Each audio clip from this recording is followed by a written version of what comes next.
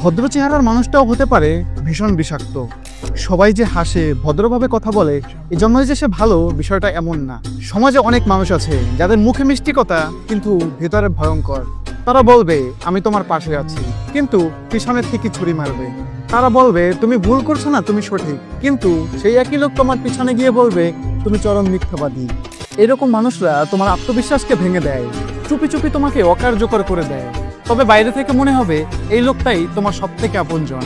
তাই সাবধান হও, মনে রেখো ভদ্র চেহারা মানেই ভদ্র নয়। কাউকে চিনতে হলে সময় দাও, মন বোঝো, কাজ দেখো।